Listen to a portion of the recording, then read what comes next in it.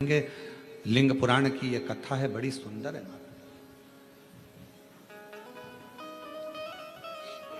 लिंग पुराण का यह पवित्र चरित्र है और लिंग पुराण के अध्याय नंबर 5 में पृष्ठ संख्या 586 में आप इसको पढ़ सकते हैं।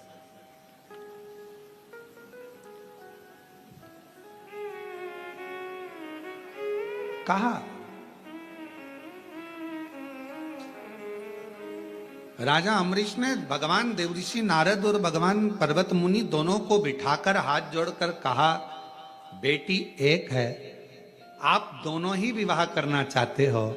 महाराज, एक काम करता हूं, कल आप सुबह आना, सभा में बैठना, मैं स्वयंवर रखूंगा। मेरी बेटी तुम दोनों में से किसी के भी गले में माला पहनाएगी, उसी के साथ बेटी का विवाह कर। अब दो ऑप्शंस थे ना उनके पास में, तो और दोनों मुनि हैं, एक देवऋषि नारद है तो दूसरा पर्वत मुनि है। दोनों तपस्वी हैं, दोनों साधक हैं, दोनों उपासक हैं। तुम दोनों सुबह आना, स्वयंवर रखूंगा बेटी का। बड़ा सुंदर स्वयंवर रखा, पूरा नगर सजवाया गया, बंदरवार बंधवाए गए। आज बेटी का विवाह होने जा रहा है। बेटी जिसके गले में जयमाला देगी उसी से शादी कर दी जाए। जैसे ही कल होने वाला था, एक दिन पहले ही देवऋषि नारद भगवान विष्णु जी के पास में पहुंच गए और भगवान नारायण के पास में जैसे ही गए, भगवान नारायण से जाकर विनय करा। भगवान नारायण ने देखा देवऋषि नारद आए, प्रणाम किया, आओ साहब बैठो। नारद जी कहने लगे, मैं बैठने नहीं आया हूं, मेरा कल्याण कर दो, इतना ही चाहता हूं। भगवान विष्णु ने पूछा, क्या कल्याण चाहते हो? अब शब्द आया है आप और हम सबके लिए, इस कथा में आई है अपनी बात। क्या कल्याण चाहते हो? तो नारद जी ने कहा, मेरा कल्याण बस इतना है, राजा अम्बरीश की लड़की श्रीमती से मैं शादी करना चाहता हूं। आप इतनी कृपा कर दो कि पर्वत मुनि है ना, उसका मुख बंदर का बना दो।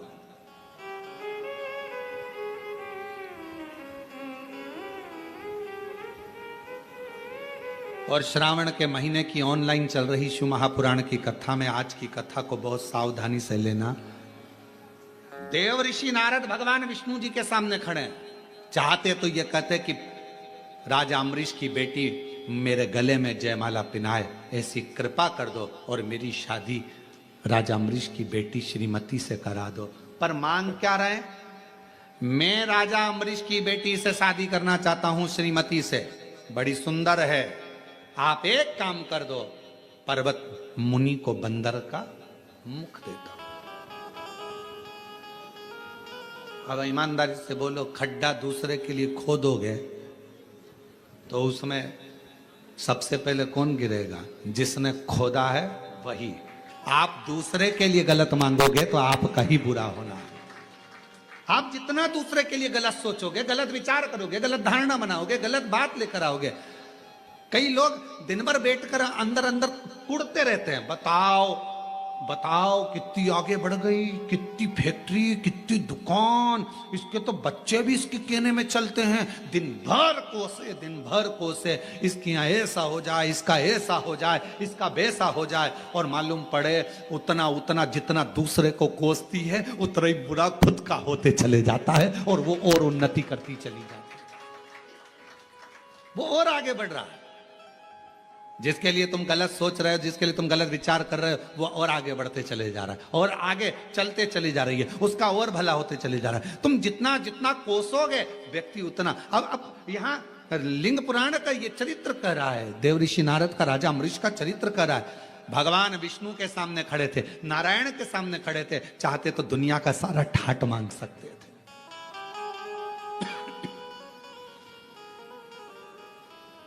मांगो, तुमको क्या चाहिए? भगवान विष्णु ने तो पूछा था, क्या चाहिए तुमको, बोलो। और यही कि ये चरित्र याद आता है, जरासंध, दुर्योधन और भीम, ये तीनों तप करने गए। इन्होंने शंकर जी का तप किया, शिव जी का तप कर रहे थे, इतने में भीम को लग गई भूख और भीम चले गया भोजन करने, कंदमूल फल खाने। दोनों जनी तब कर रहे थे, जरासंध और दुर्योधन। भगवान शंकर प्रसन्न हो गए। मांगो तुम्हें क्या चाहिए? जरासंध ने कहा मुझे 10,000 हाथी का बल दे दो। ठीक है। दुर्योधन ने कहा मुझे 20,000 हाथी का बल दे दो। भगवान शंकर जी ने कहा तथास्तु। दोनों जाने लगे। भीम बैठ के केला खा रहे थे, भूख लग रही थी तो, और ये दोनों हंसते हुए बोले बताओ ऐसा हफ्सी है, खाने के चक्कर में इससे शंकर जी का वर भी नहीं मिला और हमको वर मिल गया। ऐसा भूखमरा, ऐसा हफ्सी शब्द का संबोधन जब गालियों से करा गया, ऐसा ऐसा संबोधन करा गया, सुनकर क्रोध आ गया। कभी कभी किसी के शब्द आपके हृदय में चोट करते हैं तो जीने की कला भी सिखा देते हैं, आगे बढ़ने की कला भी सिखा देते हैं। कभी कभी चोट कर जाते शब्द वो आगे बढ़ने की कला दे देते हैं, आगे बढ़ने की कला देंगे वो शब्द।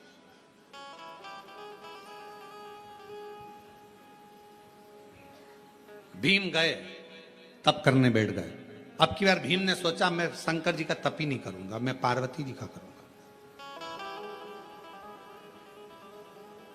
काम करने वाला, घर में सेवा करने वाला नौकर चाकर जो होता है ना, बड़ा चतुर होता है, देख लेता है दोनों में सेठ जी ज्यादा हृदय के नम्र हैं कि सेठानी, और देखा सेठानी नम्र है तो जैसे ही सेठ जी गए तब वो झाड़ू पोछा करने आई, और झाड़ू पोछा करती, भाभी बहुत तकलीफ चल रही है, बच्चों की फीस नहीं है। भाभी अंदर गई, अलमारी खोल के 500 रुपए रख ले, फीस भर देना, और सुन तनख्वाह में काटूंगी, याद रख लेना।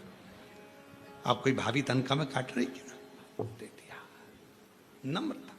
भीम को लगा कि मैं महादेव जी की आराधना जी नहीं आए, पार्वती जी की आराधना करूंगा। अब मां तो मां होती है, प्रकट हो गई।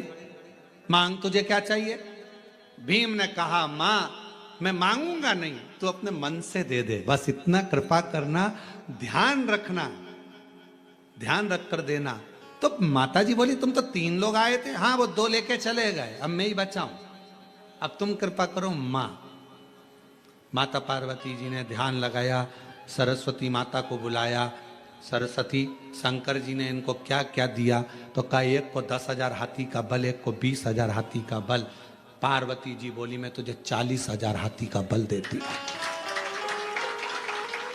40,000 हाथी का बल। भीम कहता नहीं चाहिए, ये कोई फालतू की बात, मेरे को नहीं चाहिए। तो फिर 100,000 हाथी का बल नहीं चाहिए, मुझे तो वो दो मां जो मेरे दिल में है, बाकी का कुछ मत दो। सरस्वती माता को फिर बुलाया। पार्वती जी ने कहा इसके हृदय में क्या चल रहा है बताओ। तब सरस्वती ने कहा, तो पार्वती जी ने कहा ठीक है, हे भीम मैं तुझे वर देती हूं, जरासंध और दुर्योधन मरेंगे तो तेरे ही हाथ से मरेंगे, बस अब कुछ नहीं चाहिए। अब कुछ नहीं चाहिए। वो 20,000 40,000 हाथी का बल लेकर करूं क्या? अब मारना तो इन दोनों को। क्यों? क्योंकि एक ने मुझे खबड्डा कहा, एक ने मुझे हफ्सी कहा, एक ने मुझे गाली दी। जब अपशब्द कहा है तो उस गाली का जवाब देने का बल तो मुझे दीजिए, मुझे दीजिए। भगवान शंकर से जाकर जल चढ़ाते समय एक प्रार्थना जरूर करा करो, बाबा मुझे ऐसा बना देना कि दुनिया के लोग जो मुझे आड़ा टेढ़ा कहते हैं ना, उन सबका मुख चुप हो जाए, ऐसी करुणा। जो लोग मुझे आड़ा टेढ़ा कहते हैं, आप शब्द कहते हैं, गाली देते, ताना देते, कहते हैं ये जिंदगी में कुछ नहीं कर सकता, ये कुछ नहीं कर सकता, ये तो केवल एक लोटा लेकर बस योर वाले महाराज के कहने पर मंदिर मंदिर जाता फिर रही, मंदिर मंदिर जाती फिर रही, उसका जवाब मेरा बाप देगा, मेरा देवादिदेव महादेव देगा। मुझे इस लायक बनाना कि इन सबके मुख चुप हो जाएं, इन सबके मुख चुप हो जाएं।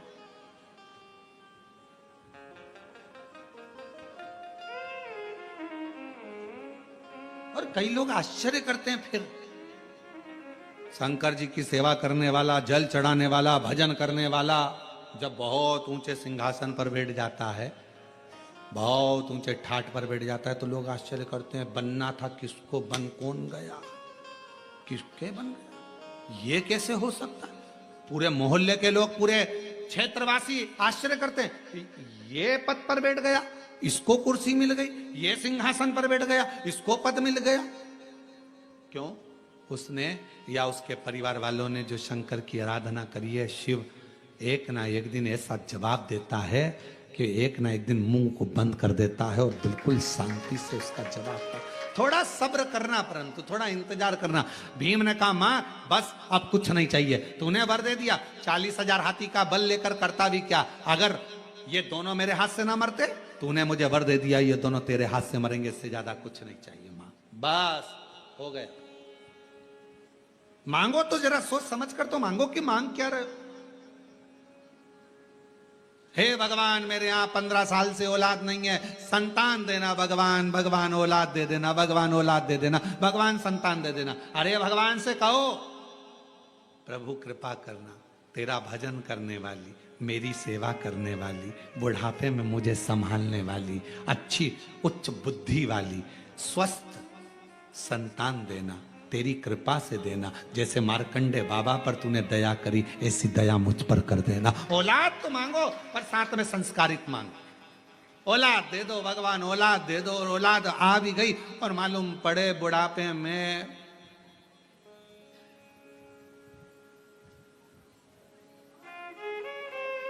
स्टेटस लगा रही है औलाद, my wife is my life.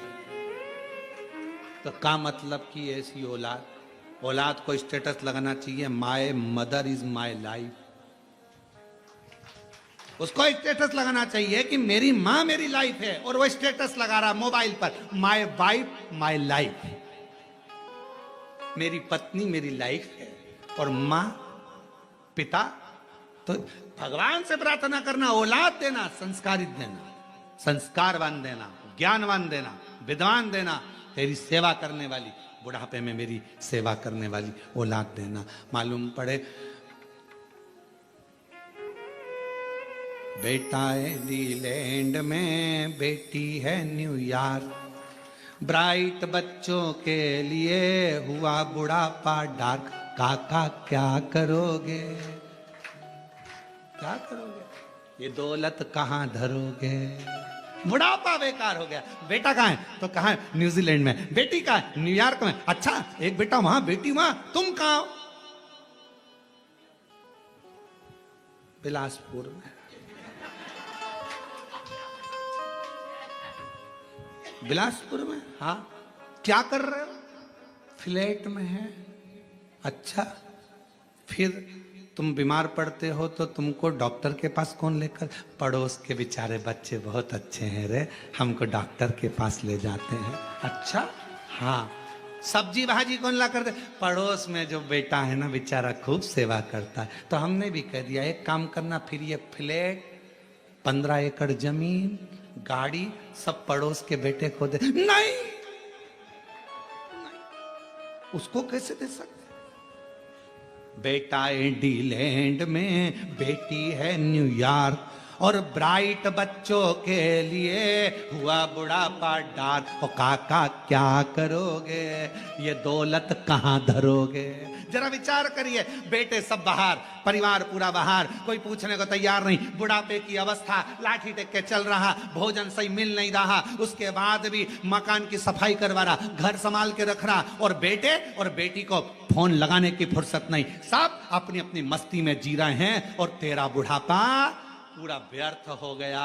और आखिरी में जो पड़ोसी काम कर रहे हैं, उनके लड़के काम कर रहे हैं, 100-500 रुपए उनको ज्यादा दे देती कि ले रहे 500 रुपए का तेरा ये लियाना, 5000 का मोबाइल लियाना, पर फिर भी अठन्नी दमड़ी नहीं छूटना चाहिए मेरे बच्चों का, मेरे बेटे का, मेरा पोता का, मेरी पोती का। और मर गए 15 दिन तक मालूम ही नहीं पड़ा, यही खबर है, 15 दिन तक मालूम ही नहीं पड़ता, बॉडी सड़ती रहती है कि मर गए। तब फिर पड़ोसी की सूचना आती है कि बदबू आ रही, दरवाजा खुला, तब मालूम पड़ता, बच्चों को सूचना दी जाती है, आ जाओ तुम्हारे माँ बाप मर गए। कहते हैं ऑनलाइन अंतिम संस्कार कर देंगे, ऑनलाइन, ऊपर से वहीं से बैठे अंतिम संस्कार का कर्म कर दिया, मर गए 1 महीने बाद आए, पूरी जायदाद बेची, पैसा लिया, बेटा है नीलैंड में, बेटी है न्यूयॉर्क, और ब्राइट बच्चों के लिए हुआ बुढ़ापा डार्क। और काका क्या करोगे, ये दौलत कहाँ धरोगे, क्या करोगे? ना अच्छे से खा पा रहे हो, ना जी पा रहे हो, ना अच्छे से रह पा रहे हो। इसलिए मेरा निवेदन है, 1 रुपए का भी कहीं दान नहीं करना है, मत करिए। 98 भी किसी को देना है तो मत दीजिए। तुम्हें 1 रुपया भी खर्च नहीं करना किसी पर, मत करो। पर अपनी कमाई का 1 हिस्सा अपने ऊपर खर्च करो। खूब एंजॉय से जियो, खूब अच्छे से जियो, खुश की जिंदगी जियो। अपने ऊपर तो खर्च करो, अपने ऊपर खर्च करना सीखो। बेटा रख रहा है कटे हुए सेवफल का मोबाइल, और तू इतना सा कीपैड लेके बेचारा, और बाद में बेटे देख तो बटन नहीं दब रही। बेटे को शर्म भी नहीं आए कि पापा दूसरा दिला देता हूं। और उसने कहा एक बार, वही मृगनेनी ने, उसने एक बार कहा कि मेरा बैलेंस खत्म हो गया, तो आधी रात को दोस्तों को फोन लगा, बैलेंस डलवा तेरी भाभी का मोबाइल में बैलेंस। मृगनेनी, मयूरी, कहा इतना डला बैलेंस। माँ का सिर दुखा तो कमरे में भी नहीं गया। और मृगनेनी का, क्यों कल तू नहीं आई थी मिलने, मेरी तबीयत खराब। अच्छा तूने तो बताया ही नहीं मेरे को, मैं तुझे लेकर चलता हूं, अपने कोरबा में बहुत अच्छा डॉक्टर है, चल। नहीं मैं ठीक हो गई, नहीं चल तो सर।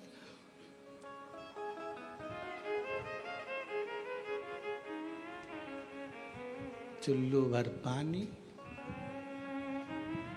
अच्छा कोई ने कहा कि चुल्लू भर पानी में डूब मरो, ये कहावत गलत है। हमने कहा बिल्कुल सही है। जो व्यक्ति कभी भगवत भजन से नहीं जुड़ता वो एक कीड़े की तरह होता है। हर कीड़ा चुल्लू भर पानी में डूब मरता है। मैं गलत क्या है जाने? देव ऋषि नारद ने गलती कर दी, वो गलती आप ना करिएगा। भगवान के पास जाना तो कहना औलाद संस्कारित देना, भगवान से मांगना मकान, भगवान मेरा किराए के मकान में रहती हूँ, मेरा घर बनवा दे, मेरा घर बनवा दे। भगवान से मकान मांगना तो कहना मकान मत देना, घर देना। घर का मतलब है जिसमें परिवार के सदस्य रहें, प्रेम रहे, आनंद में रहे। मकान में तो कान लगे होते हैं, केवल निंदा चलती है, अपशब्द चलता है। फ्लैट मत देना, उसकी तनख्वाह जमा कर करके मैं खुद लेट जाती हूँ, क्या करूं ऐसे फ्लैट का। बंगला मत देना, बगल वाले को नहीं मालूम पड़ता पास में कौन रहता है, क्या करूं बंगले का। मुझे मकान नहीं, मुझे घर देना जिसमें मेरा परिवार, मेरे माता पिता, मेरे घर की बहू बेटा, कुटुंब सब अच्छे से रहे, सब में प्रेम बढ़े, सब आनंद में रहें।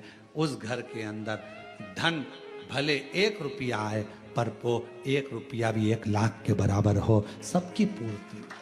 ऐसा घर दीजिए।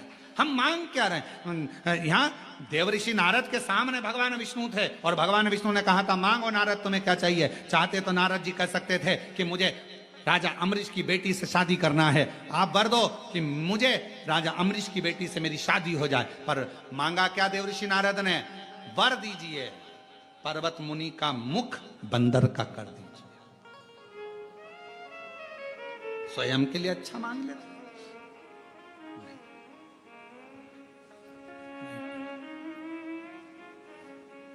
अब नारद जी चले गए, भगवान ने कह दिया तथास्तु, ठीक है। थोड़ी देर बाद इनके जाने के बाद पर्वत मुनि आ गए। पर्वत मुनि आए तो प्रणाम किया। भगवान नारायण ने कहा प्रणाम है, क्या चाहिए, क्यों आना हुआ? महाराज राजा अम्बरीश की बेटी बड़ी सुंदर है, उससे विवाह करना चाहता, बस एक निवेदन लेकर आए। क्या? नारद जी का मुंह लंगूर का कर दो। नारद जी का मुंह लंगूर का कर दो, बस ये निवेदन लेकर आया। भगवान विष्णु ने कहा तथास्तु, तथास्तु। पर भगवान नारायण ने कहा कि देखो मैं सब कर तो दूंगा, पर तुम ये किसी से बोलना नहीं। ठीक है नहीं बोलूंगा, चलो। अब पर्वत मुनि को लगा कि मैं श्रीमती से विवाह करूंगा तो नारद जी का मुंह लंगूर का रहेगा, नारद जी को लगा कि मैं पहुंचूंगा तो पर्वत मुनि का मुंह बंदर का रहेगा, और दोनों जाकर बड़े प्रेम से स्वयंवर में बैठ गए। स्वयंवर चालू हुआ, श्रीमती माला लेकर आई। अब श्रीमती तो श्रीमती है,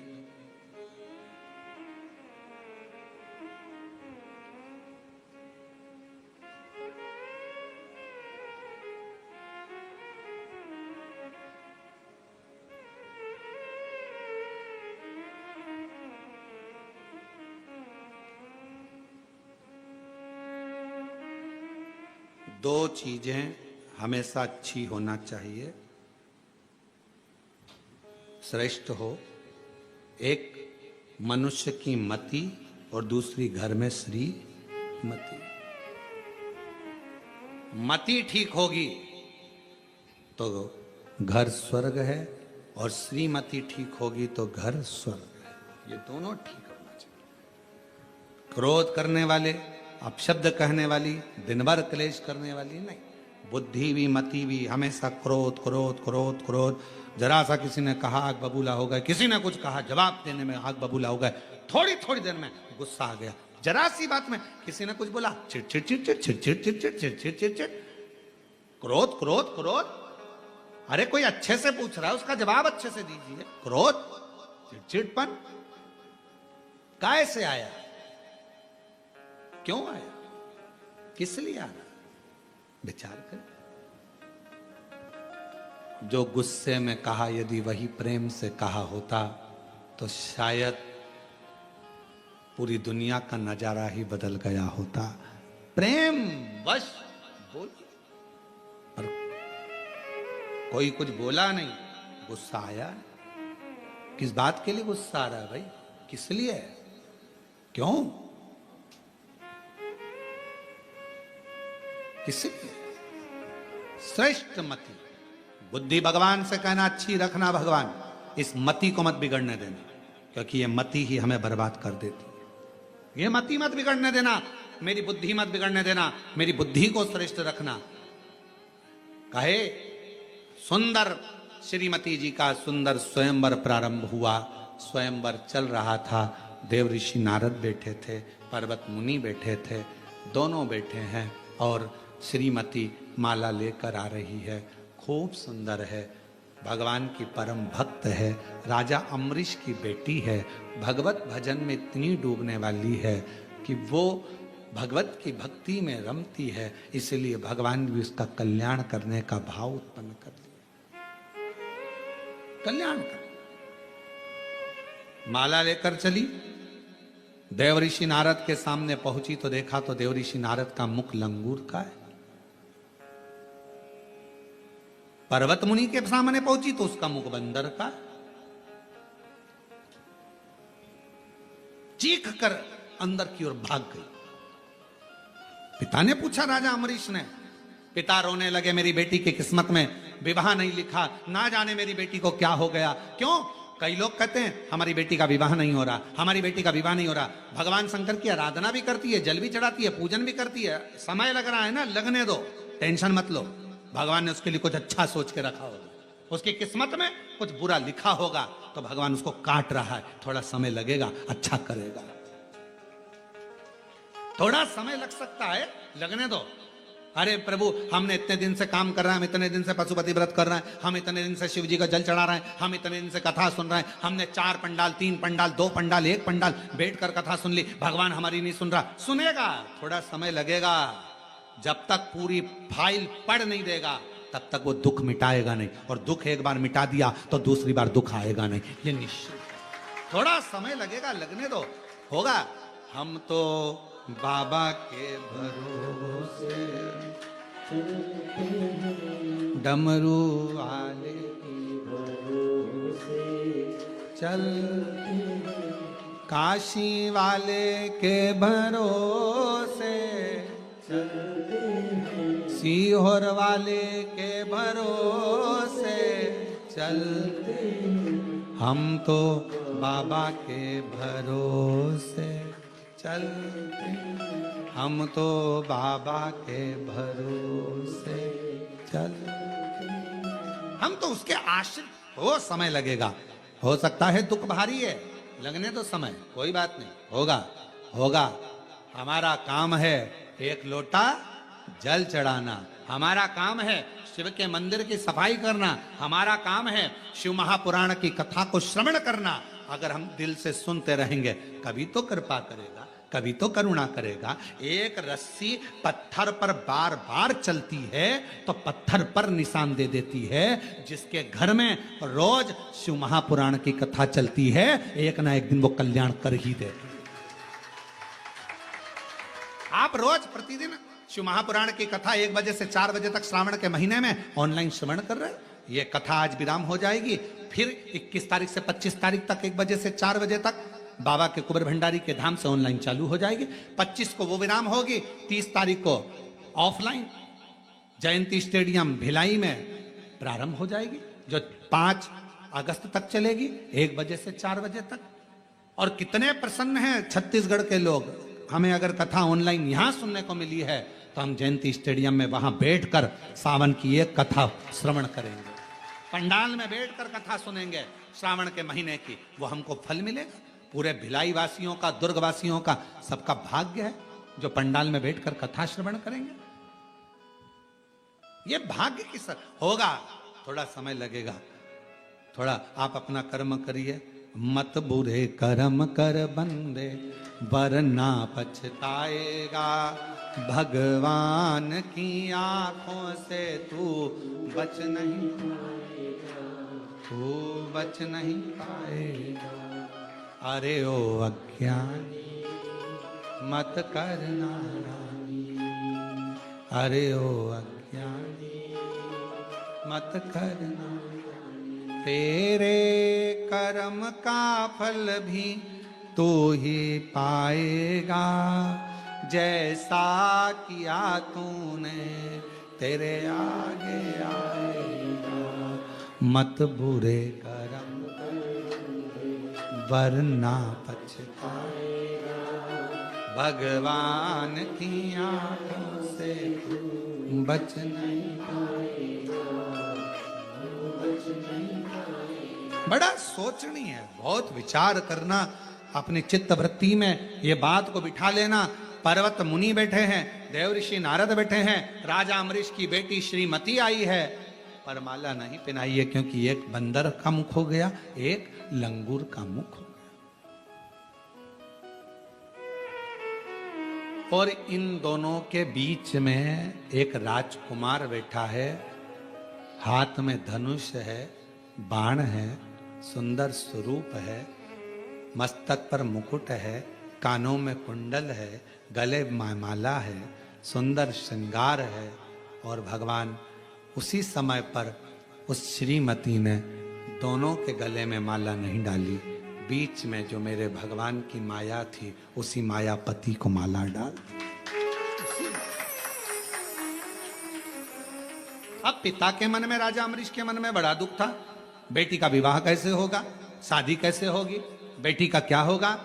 कई माताएं, कई भाई लोग चिंता में रहते हैं, जिनके घर में 1 लड़की हो जाए, 2 लड़की हो जाए, 3 लड़की हो जाए, 4 लड़की हो जाए, चिंता में इनका होगा क्या, बेटी का होगा क्या।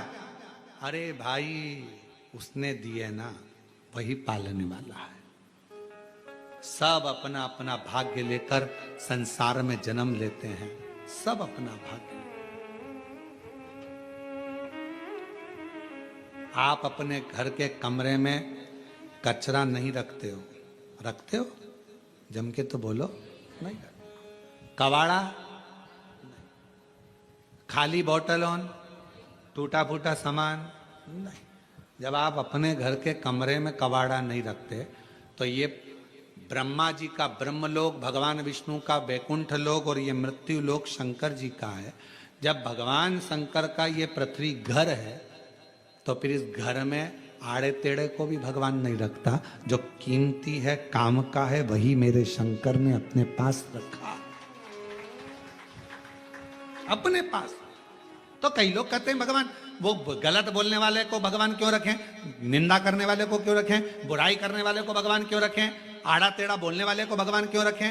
अरे भाई, भगवान को मालूम है घर में 4 तरह के बेटे होते हैं, एक बेटा अच्छा है तो एक बेटा बेकार भी होता है, सबको रखना पड़ता।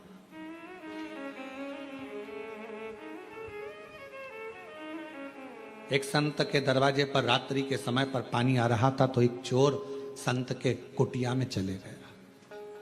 चोर संत ने पूछा, कौन है रे भाई, कौन है? चोर संत के सामने झूठ नहीं बोल पाया तो कह दिया कि मैं चोर हूं, चोरी का सामान मेरे साथ में है, मैं चोरी कर आ रहा था, पानी तेज गिरने लगा, कहां जाता, आपकी कुटिया दिखी इसलिए उसमें आ गया हूं, उसमें आ गया हूं। हो संत ने कहा कि चोर होकर मेरी कुटिया में बैठा है, संत की कुटिया में, बाहर निकल, निकल जा बाहर। बरसते पानी में उसको बाहर निकाल दिया। संत लग गया भजन में, भगवान खुद प्रकट होकर कहने लगे, तुझे आज मालूम पड़ा कि ये चोर है तो तूने अपनी कुटिया से निकाल दिया, मुझे तो इसके जन्म के समय पर मालूम था कि ये चोट्टा बनेगा, तो भी मैंने अपनी पृथ्वी पर आन दिया, क्योंकि मुझे मालूम है